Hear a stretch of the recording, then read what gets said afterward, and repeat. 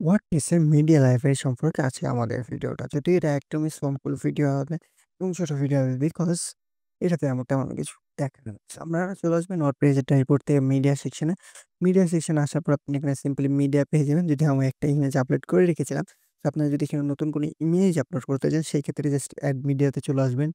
আসার পর দেখুন এখানে maximum size upload size 40 MB এবং 40 এমবির উপরে 24 এমবির নিচে আপনারা যেকোনো কিছু দিতে পারেন। তো আমরা ধরুন এইখান থেকে আমরা যদি আমরা এখানে যেকোনো একটা ইমেজ আমরা যদি এই ইমেজটা দিই, আমার কাছে কার্টুনের ইমেজগুলো অনেক আছে। সো দেখুন আমাদের এখান থেকে ইমেজ কিন্তু আপলোড হয়ে যাবে, হ্যাঁ? আবারও যদি আমরা আরো মাল্টিপল ইমেজ দিই, সেক্ষেত্রে আমরা জাস্ট ড্রাগ অ্যান্ড ড্রপ করে নিয়ে এসে এখানে ছেড়ে দেবেন, দেন আপনাদের ইমেজ কিন্তু আপলোড হয়ে যাবে। দেন আমরা যদি এডিটে যাই, এডিট থেকে দেখুন এখানে আপনারা ইমেজের নামটা চেঞ্জ করতে পারেন। ইমেজের যে লিঙ্কটা আছে সেটাও চেঞ্জ হয়ে যাবে। ধরেন এখানে নাম যদি দিই ইস ইমেজ আপনারা এইখানে আসার পরে এখানে যদি ক্লিক করেন, সেক্ষেত্রে আপনাদের আচ্ছা সরি সেই ক্ষেত্রে আপনাদের ইমেজের এডিট যদি করতে চান দেখেন এইখানে আপনাদের ফাইল সাইজ চলে আসছে, আপনার ডাউনলোড চলে আসছে। অথবা আপনারা চাইলে এই ফাইলটা আবার ডাউনলোডও করতে পারেন। এখানে ফাইলের নেম যেটা দেয়া আছে বর্তমান, টাইপ, ফাইলের সাইজ, আপনাদের ফাইল সাইজ, তারপর আপনার ফাইল উইডথ হাইট কত আছে সবকিছু দেখাবে। ঠিক আছে?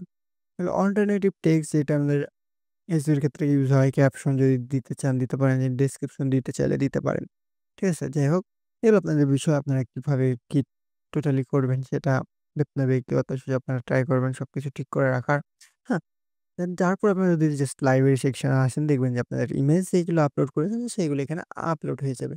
এবং এখান থেকে আপনারা জাস্ট যদি ইমেজ সিলেক্ট করেন ইমেজ, অডিও সিলেক্ট করেন অডিও, ভিডিও, ডকুমেন্ট আপনার ফিল্টারিং এর যে কাজগুলো আছে সেগুলো কিন্তু এখানে থেকে ইজিলি সিলেক্ট করতে পারেন। এবং কোন ডেটের অক্টোবরের যদি 25 হয়, বাল্ক সিলেক্ট যদি প্রয়োজন পড়ে, আপনাদের এখানে যদি লিস্টের প্রয়োজন পড়ে, যে না আমরা কার্ড ভিউ না দেখে লিস্ট ভিউ দেখব।